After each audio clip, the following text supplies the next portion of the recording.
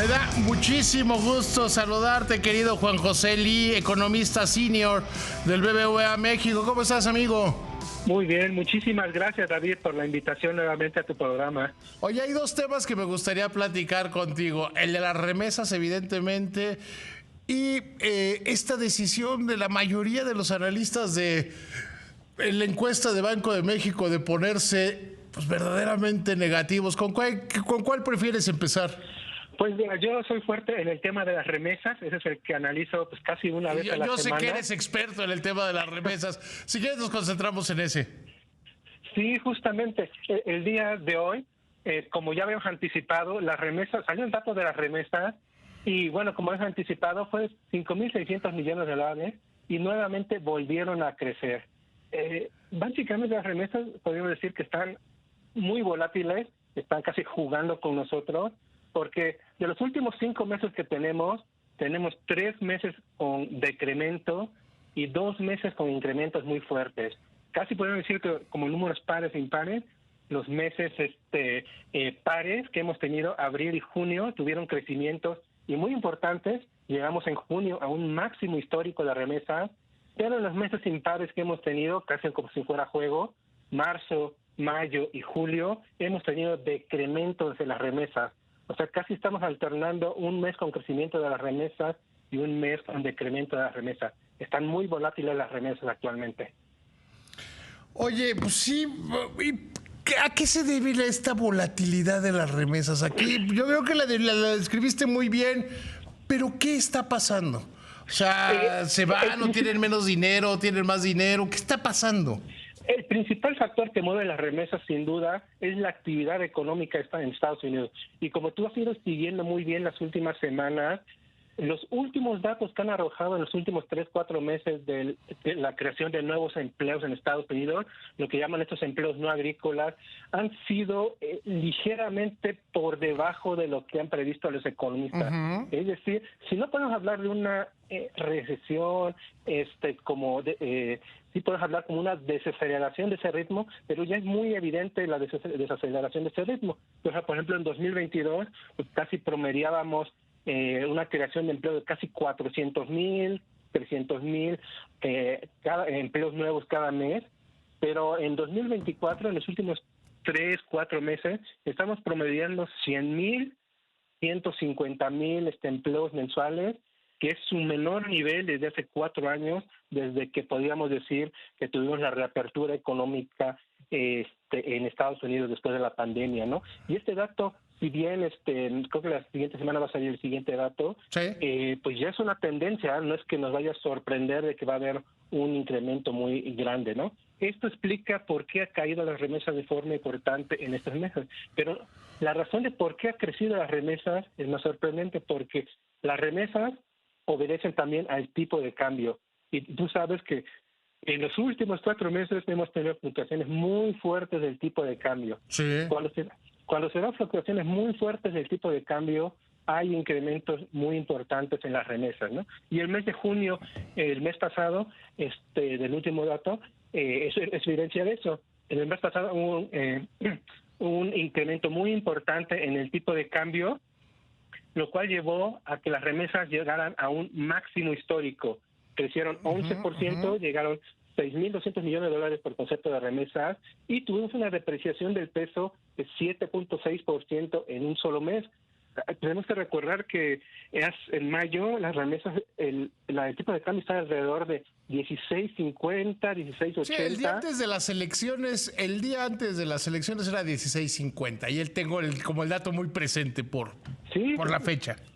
Sí, y actualmente el promedio que tenemos para el mes de agosto es de 19 pesos. Estamos hablando 3 pesos más casi por dólar, ¿no? Y esto hace que los migrantes mexicanos en Estados Unidos no sepan si este cambio es duradero o es transicional, pero ellos quieren aprovechar ese momento para mandar más remesas, porque ellos también mandan remesas para ahorrar, para su familia, para poner un terreno, una casa.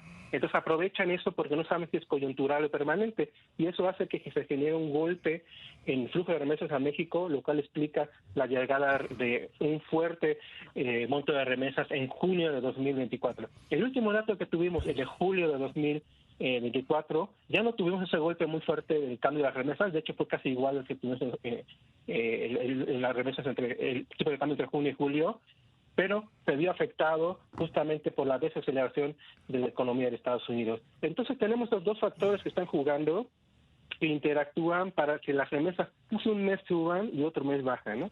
Y te anticipo que, por ejemplo, lo que estimamos para agosto ya tenemos fluctuación del tipo de cambio. En agosto el tipo de cambio se depreció 5.4%, es un golpe muy fuerte a la moneda, al peso, y la actividad económica en Estados Unidos sigue siendo débil. Pero a pesar de eso, estimamos que para agosto, seguramente lo vas a ver, también vamos a observar un incremento de las remesas explicado por pues el tipo de cambio, ¿no? Ahora, también quería comentar otra cosa muy importante. Las personas que reciben remesas no son como el resto de las personas que viven de la economía mexicana.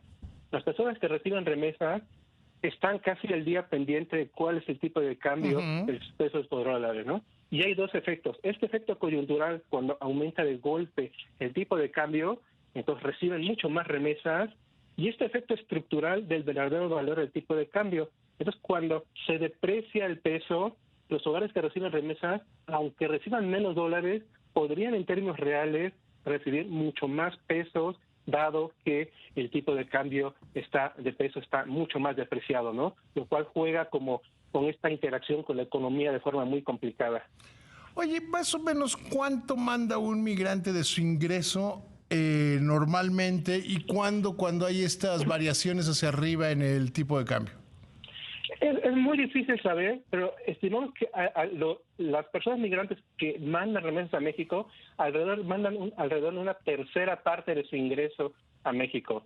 La otra tercera parte se va para la manutención de ellos, y la otra tercera parte, desafortunadamente, se va para la renta. Vivir en Estados Unidos, aunque sea una cama en un cuarto, en un cuarto con 6 camas, cuesta muchísimo dinero. Entonces, realmente una gran parte del ingreso de los migrantes se va al alojamiento, y estimamos que alrededor de una tercera parte, 30-40%, son lo que mandan de remesas aquí en México. Yo sé que no es lo correcto, pero te voy a hacer una pregunta. ¿Tú le dirías a un migrante que ahorita es buen momento para mandar más dinero por el tipo de cambio y que esto no se va a mantener al menos en el largo plazo? Pues yo creo que ahorita el tipo de cambio está muy fluctuante. Sí. Como tú bien señalabas en la sección anterior, lo que debe predominar en la economía mexicana es certidumbre y certeza jurídica, sí, para que lleguen las inversiones y se puedan mantener a un ritmo. E igual pasa lo mismo con los migrantes. Sí, yo te diría que no es tan relevante el nivel de tipo de cambio, sí, 16.50 o 19, sino la estabilidad. Lo que hace daño es pasar en tan pocos meses con tanto cambio, ¿no? ¿Hacia arriba o hacia abajo?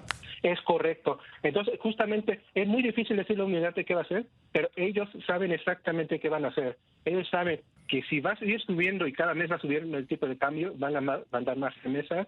Y claramente vimos que cuando inició la pandemia, el tipo de cambio, ¿te acuerdas? Llegó hasta 23, 24, pero un año y medio después, retrocedió casi a 19. Entonces, digamos, durante 2020, muchos de los hogares receptores de remesas estuvieron muy felices, tuvieron un incremento muy importante de las remesas, pero igual en un periodo de 2 años perdieron casi 20% de lo que recibían en términos reales, justo porque dependen mucho del tipo de cambio, ¿no? Y entonces, ahí el tema de finanzas personales lo recomendable sería que pues buscaran un tipo de cambio promedio y que sus ingresos lo hicieran con base en un tipo de cambio promedio, no en cuando es muy caro o muy barato, ¿no? Sí, esto es correcto, y sirve para un comercial para promover la Semana Nacional de Educación Financiera, que empieza este jueves, donde todos los bancos van a participar, no nada más BBVA, y sirve también para los hogares receptores de remesas, porque lo que hemos encontrado es que los hogares receptores de remesas, al creer que el flujo de remesas que reciben Estados Unidos es casi permanente o constante, ahorran menos que las personas que no reciben remesas. Entonces, más bien es una invitación a las personas y a los hogares que reciben remesas, personas mayores, hombres, mujeres, a que también se sumen este esfuerzo que está haciendo la banca, porque realmente, así como nosotros tenemos empleo, a lo mejor ellos también no sabemos cuál es el futuro que pueda tener el flujo de las remesas que puedan recibir, porque también la actividad económica en Estados Unidos no se va a mantener tan boyante para siempre. Debe seguir su ciclo económico y seguramente tarde o temprano tiene que llegar a un periodo de corrección para poder ajustarse a los cambios, ¿no? Tienes toda la razón, creo, Juan José. Te mando un abrazo, que te vaya muy bien. Muchísimas gracias por la invitación y un abrazo de regreso. Siempre me gusta platicar contigo.